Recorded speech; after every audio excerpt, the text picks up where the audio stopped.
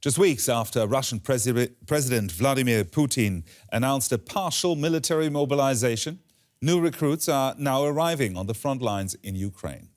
But how well equipped are these troops to fight Ukraine's forces, which appear to be continuing their advance through Russia's lines? DW's Kilian Bayer reports that while Moscow may be able to enlist hundreds of thousands of civilians, it doesn't seem to be able to supply them with enough weapons, clothes, ammunition, and even food. Rusty weapons and squalid conditions.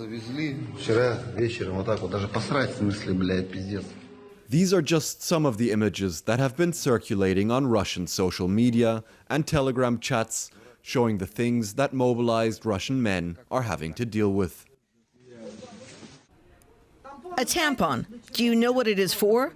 You stick it in a bullet wound and it expands and stops the bleeding. These pictures, also from Telegram, allegedly show residents bringing supplies to a military base in Novosibirsk. Moscow's mobilization efforts are not going to plan. Soldiers are missing sleeping bags, food, and medical equipment. We found groups on Russian social media where relatives of Russian soldiers are sharing pictures of the equipment they are sending to the front. We reached out to Russian soldiers but couldn't get any to appear on camera for an interview. When asked why they are going to war, one of them replied,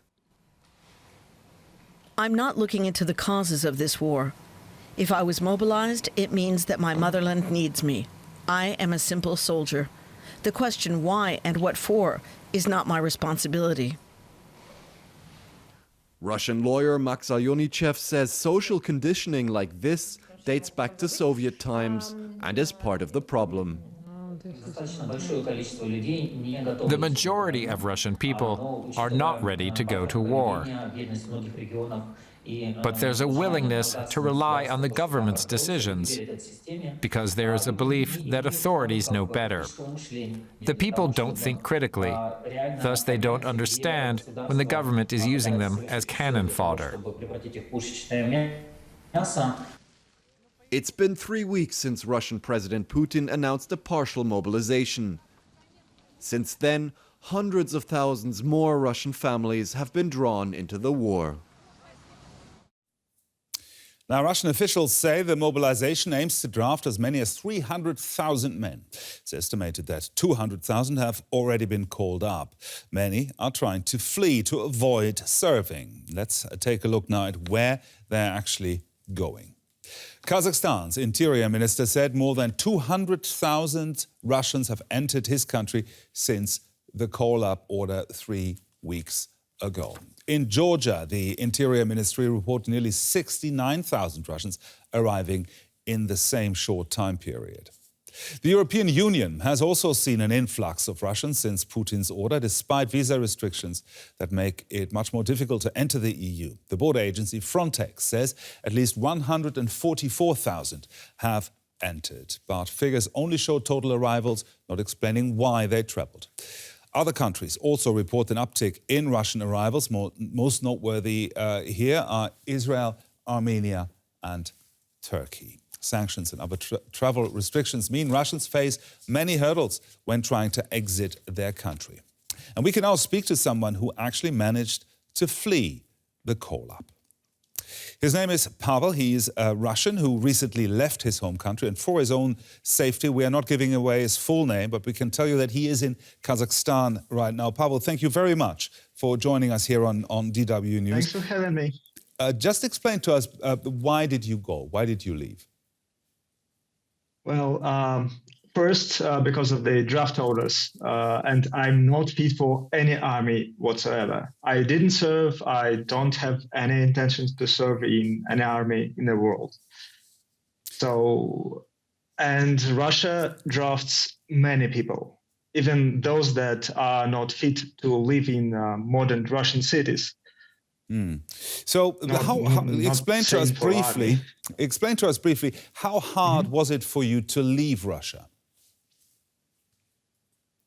When I left, it wasn't as hard as it maybe now, but near the border, there was a big traffic jam. We stayed up to 19 or 20 hours.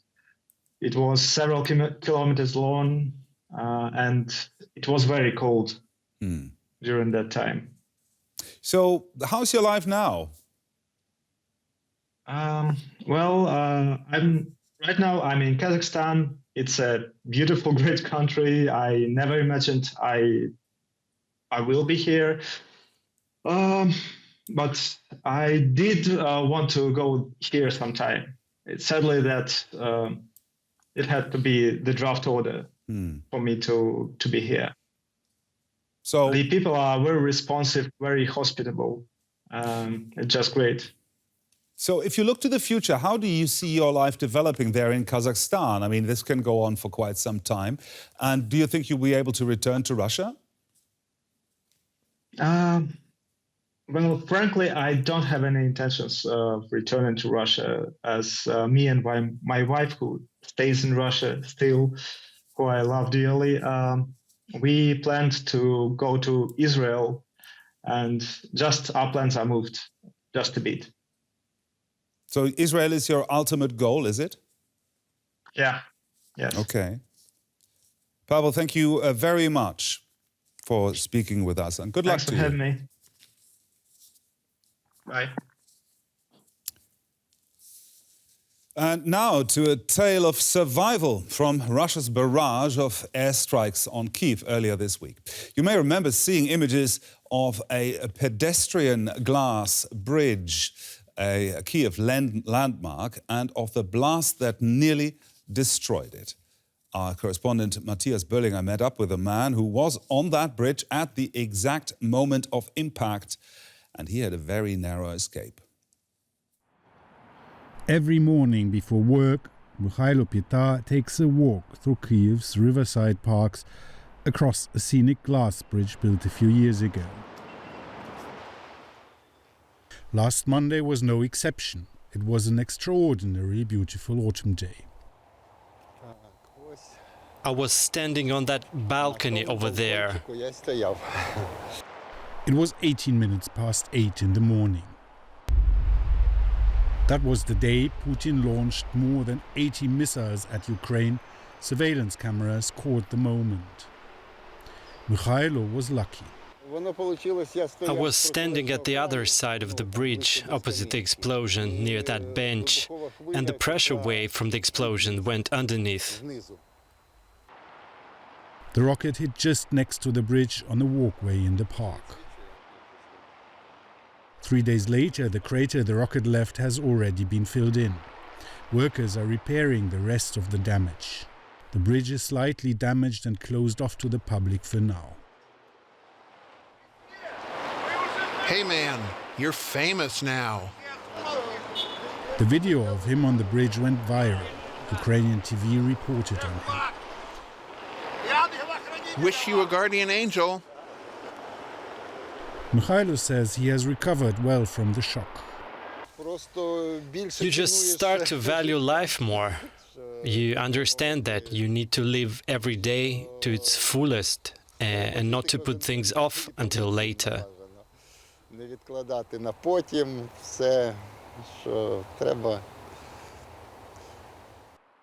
Just after the blast, he went to his office, like any other day.